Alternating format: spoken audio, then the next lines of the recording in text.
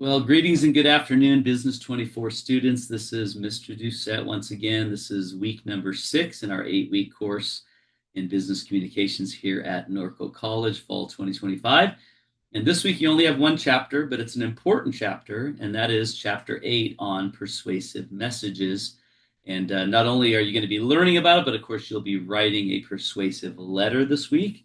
And so I want to give you a little extra time to do that. Well, that's why I'm only giving you one chapter. Also, you're going to be having an exam this week as well. So we'll go over all of that in just a minute. But let me talk a little bit about persuasive messages. Persuasive messages in a business context utilize what's called the AIDA strategy. A, ask, or excuse me, A, get my attention. I, build my interest. D, create desire by removing any resistance I might have. And then A at the end is ask or call to action. What do you want me to do? Make it very clear. And so this writing assignment, this persuasive message that you're going to be writing, I give you the scenario and you need to try and persuade me. There's arguments and all that in the scenario. But most importantly, you need to also format this one like a letter. So far we've talked about memos and how to do a memo, and you did a memo. Then we talked about emails and how to do an email, a negative email. We did that last week, and now this week we're going to be looking at persuasive messages, and we're going to format it like a letter. So make sure you understand how to format a letter, and there is some helps on that. I give you a few samples. There's a lot of samples in the book. So you'll basically be graded on whether or not you formatted your document strictly like a letter with proper margins, proper title, address blocks or letterhead, and proper signature block, and whether or not you followed the AIDA strategy. So did you grab my attention? Did you build my interest? Did you create desire? And then did you ask? So it's considered an indirect strategy. You don't tell me what you want me to do until the end after you've built my interest and desire.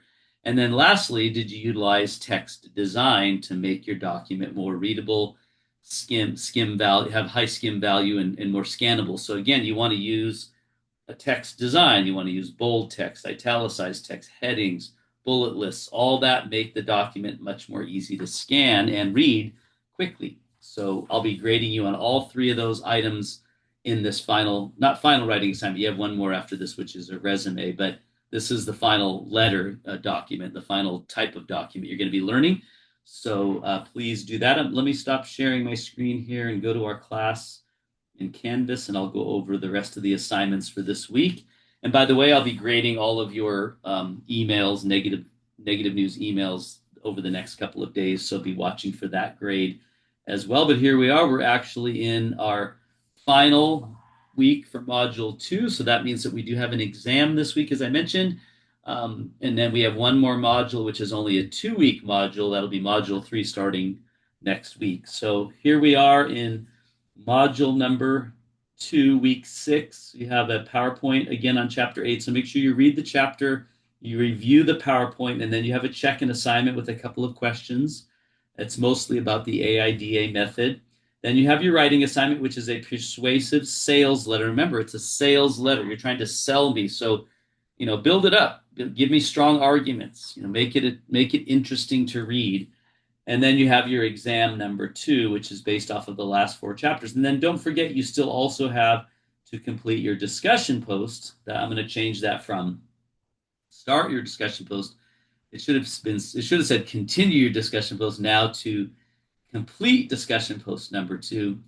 And keep in mind, this is the same as the first session that we did. That was the first module, is that we had 3 weeks to complete this. You had 3 weeks to do this one as well, and it should be that week number 1.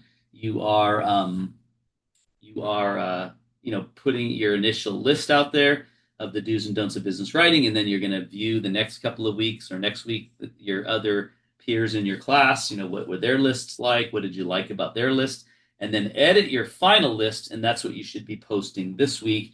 And by the way, I actually do the final list in the business writing video that I've been encouraging you all to watch regularly.